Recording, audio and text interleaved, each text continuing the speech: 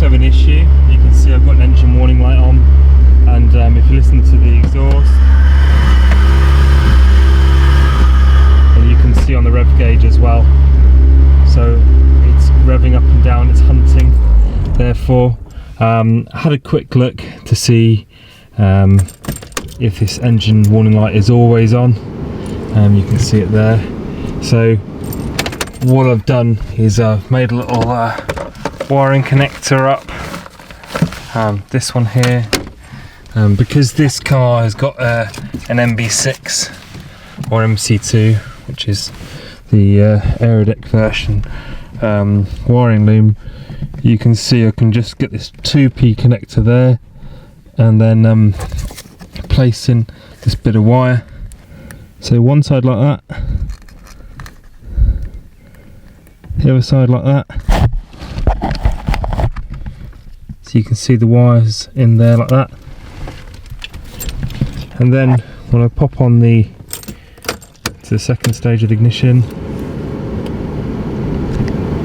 now that should start flashing or doing something, but it's actually constant, so that's not particularly great, because it doesn't allow me to really diagnose it. But I just thought I'd show you that probably should work. If it says constant, it's either a wiring issue or your ECU's knackered. But I think most likely it's going to be something to do with maybe the idle air control valve. But I do have another option, because I've got another ECU. I can just quickly try another ECU and see if I still get the fault code. So this is the stock one out of that MC2. You can see here it's a P9K. We've got this ECU, which has got an S300 in it, and this, it doesn't say which type it is, but anyway, it's got an S300 in it.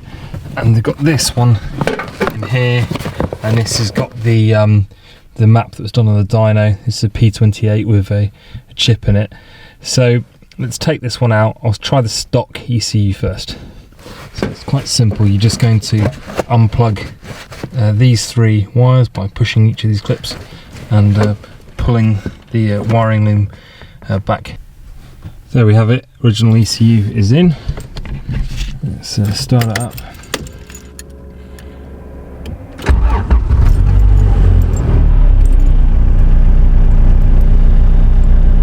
Interestingly, it's idling normally.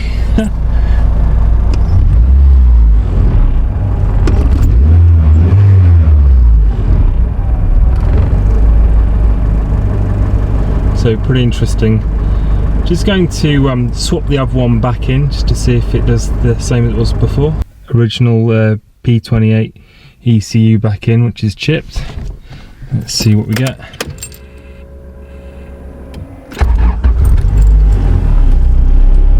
Now that's running okay. So you see there's more than meets the eye here. Interesting. I think what I'll do now is I'll get my other ECU, which is this S300 ECU. I'll put that in and have a look at the fault codes on that to see if anything comes up. But need to make sure there's a GSR base map loaded in, which I think there is. Right, S300 ECU placed in with the USB cable. Put that aside my laptop. Should hear the noise being recognised. Okay, that's a great start, isn't it? First issue. This is in the SManager software. It says driver not installed. I'll just go back out. Go back into the software. Driver not installed. This will update the USB drivers. Okay. Error. Scroll down a bit and I've found the USB drivers. So I'll just click on them. Okay, I'm not a robot, I promise.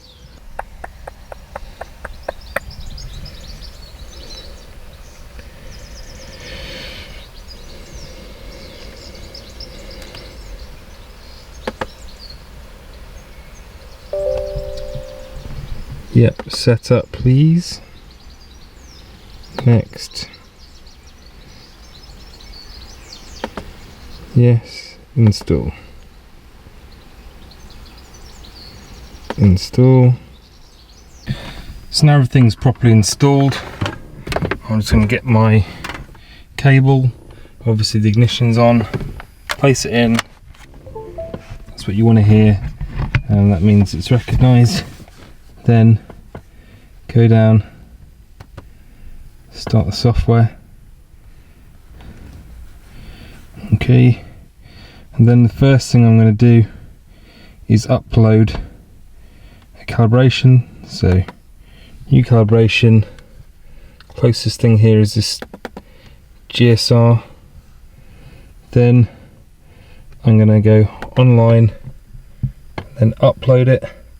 So uploading is from my PC onto the ECU, upload, okay, and then turn it off.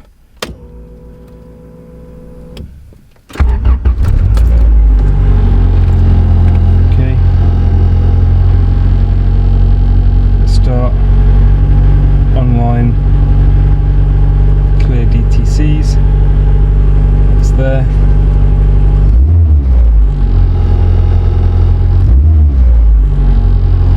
And I'm not getting any DTC codes yet.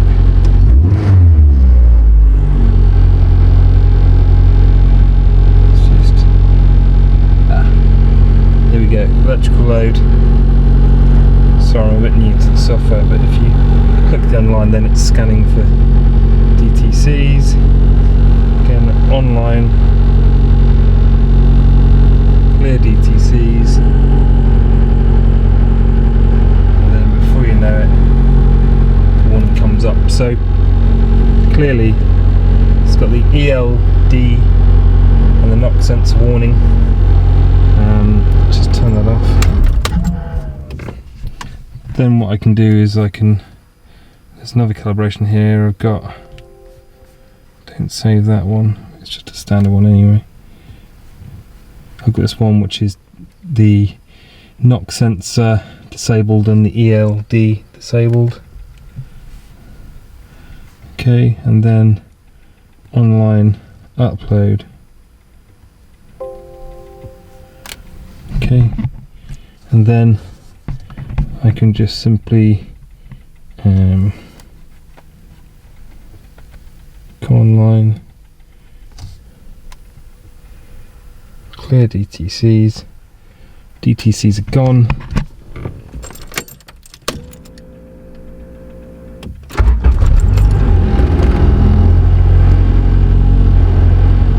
Click this face logging button.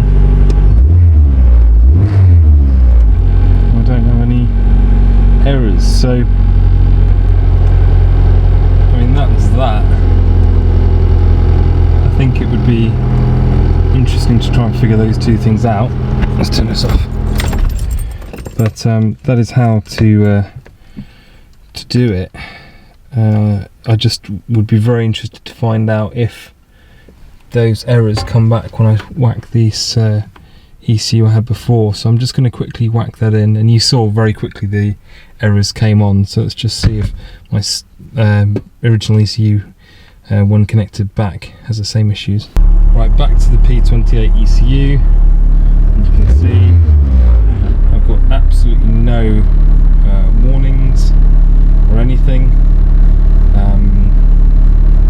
So it's a strange one. I don't know why the S300 would be more capable of picking up error codes, or at least it keeps on having the knock sensor and the ELD. It's a really weird one, but there we have it. I did actually have a look in my engine bay to see if I could see any fraying wires or whatever. I did do quite a bit of messing about.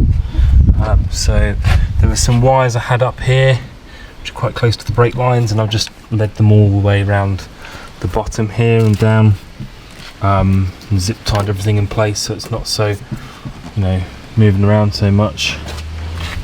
So there's nothing I could really spot in terms of frayed wires or anything.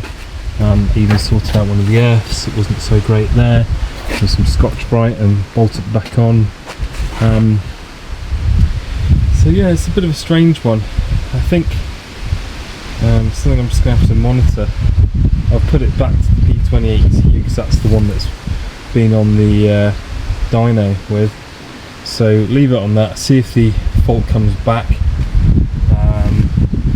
and yeah, go from there. But all very strange. If anyone's got any comments about that or anything else to check, then you know, put it in the comments and I'll read it and get back to you and see if I can try anything. But other than that, the car appears to be running okay again. The true test will be taking it for a proper drive again, and yeah, I'm doing alright in terms of clocking up some miles on this thing. So I'll go back in the car and show you that. So I've got a kind of personal target of about 250 miles. I've done 162 on the trip, so I'm kind of getting there for the mileage. And yeah, that's about it. I'll let you know how I get on. I think in the future I would like to actually use the S300. So if I do another mapping session, I'll probably get the work done on that, because it's got Bluetooth to your phone and everything else, and it's a nice kind of more modern way of tuning. And yeah, let's go from there. But other than that, thanks for watching, and I'll see you in the next video.